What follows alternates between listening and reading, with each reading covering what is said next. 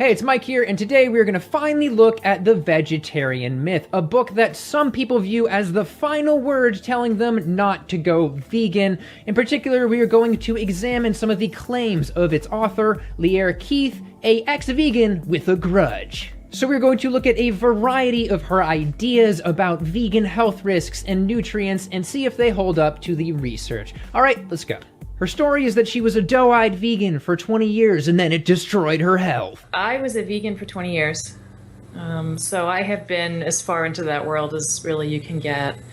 And in the end, the only thing that really pulled me out was that my health collapsed completely. Seems like she really should have called it The Vegan Myth because most of the time she's just attacking vegans. But wait, there's a little bit of a hiccup in her argument here. It appears that she may have never actually been fully vegan. Because I never cheated on beef, but I certainly binged on eggs and dairy every chance I got. So she was a cheating vegan, aka not vegan, or chegan, whatever you want to call it.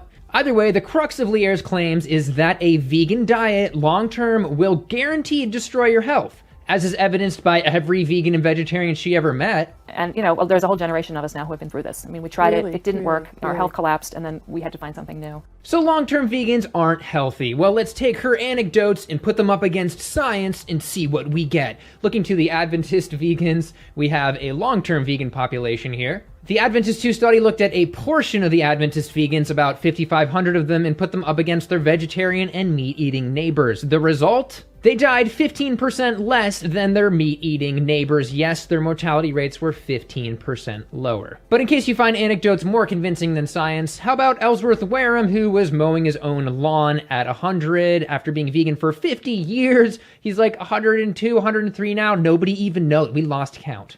Or Jahina Malik, who has been vegan for life and is a professional bodybuilder, but according to Lierre. And the problem with protein that comes from plant sources is that it's wrapped in cellulose. And we have no way to digest cellulose. We're not ruminants. So we can't get to the protein. That's why it's called poor quality protein, because we can't get to it and it's not complete.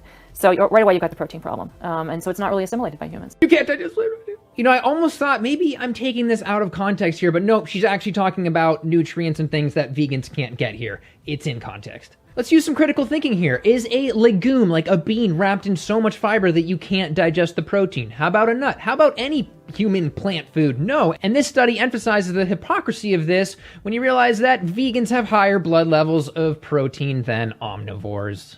And it's even more laughable that she's trying to scare you away from eating fiber when 97% of people are fiber deficient. There are more claims where that one came from, but at this point we should ask, where does she get her information from? What kind of references was she using in her book, for example?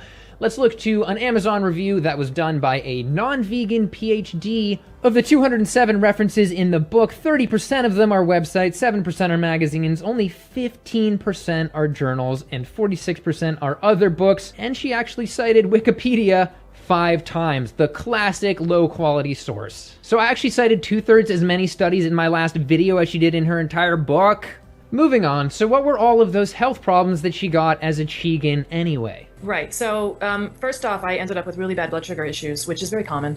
And I would say I pretty well destroyed my insulin receptors because I did it for so long. This is funny because Adventist vegans had a 78% lower risk of all diabetes than their meat-eating neighbors, who she is telling you to eat like to prevent diabetes. The longer-term damage I did is I ended up with degenerative disc disease in my spine. So my spine's basically coming to pieces. Sadly, this just isn't that much of an accomplishment anymore. From this study in 2002, they found unequivocal spinal disc degeneration in people aged 11 to 16. This is a result of clogged spinal arteries, and it's very possible that eating a standard American diet for the first part of her life, rich in meat and eggs and dairy, clogged her back arteries. Then if you go on a vegan diet and eat a lot of processed food, you have an unhealthy vegan diet, or you Binged on eggs and dairy every chance I got. It's very possible that you would not reverse that clogging and your spine would continue to be starved of nutrients over that period of time. But we do have whole food vegan diet trials showing that you can rapidly unclog arteries. Now, we don't know exactly what happened in her case, but in general, vegan inner artery thickness, the measure of how clogged their arteries are, is better than marathon runners. Is quite amazing. But she blames it on vegans just having a lower level of overall bone health from various nutrients. But do vegans' bones just snap? Well, from this study, which had an average age of 62, vegans had the same bone density as meat eaters. So it's things like bone broth, which of course traditional people around the world understand is really vital to health. Or livers or organs. The myths around bone broth never cease to amaze me, but no, you do not just magically transplant the collagen in bone broth into your joints. It is broken down into amino acids in a thing called digestion, and it's no calcium silver bullet either. You would have to drink 11 cups of bone broth to meet your daily needs, and as this study shows, adding vegetables to bone broth increases calcium by 7 times. There are fat-soluble nutrients that you cannot get from plants. Vitamin A, vitamin D, vitamin K2, vitamin E. You cannot get these from plants. You've got Not to at eat all, them. No, or- they don't exist. Ah. They don't exist in plant foods. And they're essential. And they are essential. You will die without them. It doesn't appear that she knows what essential means in this context, that we can't make it ourselves. So non-essential amino acids we can make ourselves. Essential amino acids we have to get from food, both of which are in plants. We make vitamin A from beta carotene, and there's so much of this in plants like sweet potatoes and carrots that even people with genetically low conversion rates can easily make enough. And looking at this study from Switzerland, we see that vegans do not have a statistically significantly higher level of vitamin A deficiency. Now, she makes a big deal about vitamin A in other interviews, but clearly it's not the issue that she makes it out to be. And looking at vitamin D, we can make it from the sun. And as this study showed, we can get enough vitamin D from UV-treated mushrooms to raise our blood levels. And looking to the widespread deficiency in northern climates, even among meat eaters, it's probably a good idea that everybody supplements in those climates. K2, again, is not essential. We make it from K1, and ironically, the highest source is a plant source known as natto, which is apparently gross, but you can also get it from sauerkraut. And lastly, vitamin E. According to the NIH, the best form is alpha-tocopherol, which is literally in almonds and a ton of other plant foods.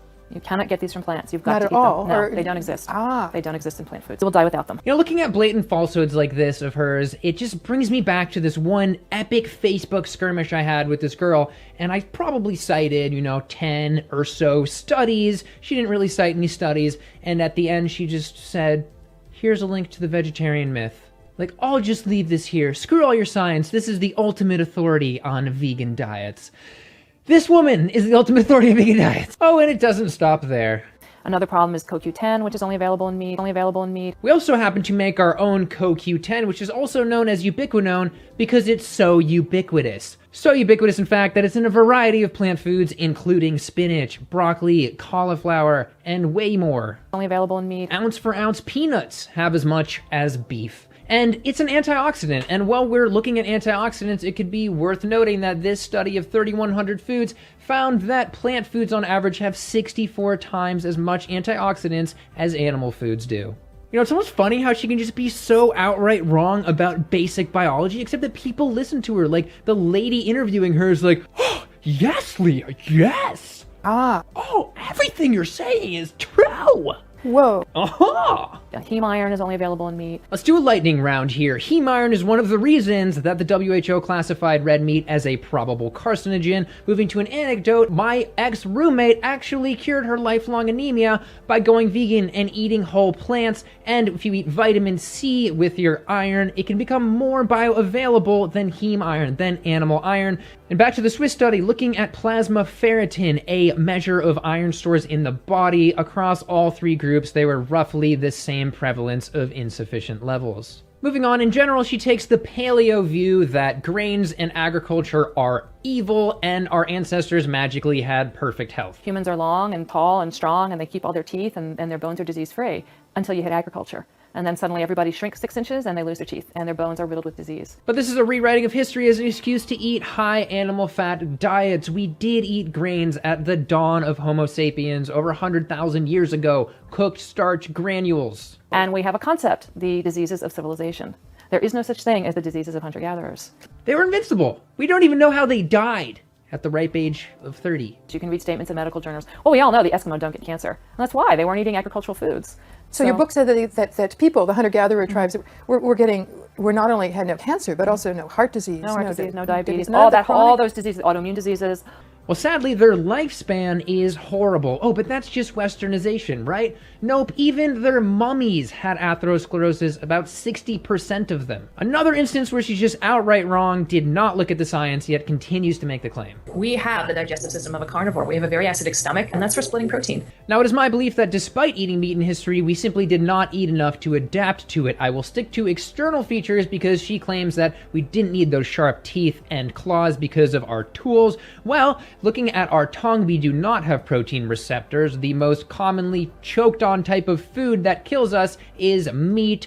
Our stomachs are not strong enough to neutralize animal pathogens, and our stomachs are not large enough to take advantage of a fresh kill. True omnivores have stomachs that can consume 25% of their body weight. And our intestine to torso length ratio is that of an herbivore, and protein from meat ferments in our colon, releasing hydrogen sulfide gas, which shreds our DNA and can lead to colorectal cancer, as this study in the journal Meat Science mentions. Since I didn't do that justice, I will link to a video on that topic at the end. And she also believes that meat grew our brains. I have a video on why it was actually starch that grew our brains, also will be linked at the end and both below. She also spreads the notion that it's impossible to farm in an ecologically harmonious way without exploiting animals. If it wasn't for those ruminants, it would turn into desert.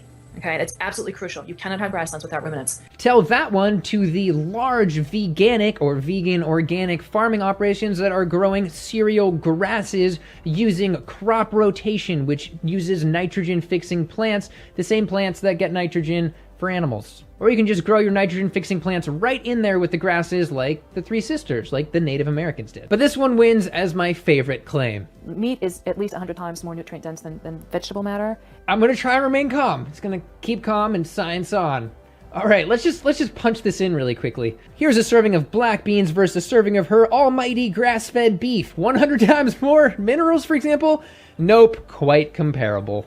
Now to a totally different type of point, the one that if Leah Keith magically watches this, I hope that she at least hears, and that is that she considers herself a radical feminist, yet animal farming relies heavily on the exploitation of female animals. This is the case with factory farming or small farms. Look at the dairy industry. It's forced impregnation. It's stealing the mother's calves away from them and then repeatedly stealing their milk and making them produce. Eggs is the exploitation of hens, of female chickens. We have bred them to lay 20 times as much eggs as their bodies are meant to, which cannot be comfortable and leads to things like osteoporosis and egg binding and high rates of ovarian cancer. I don't think a radical feminist should be paying people to radically violate animals just so they can eat food.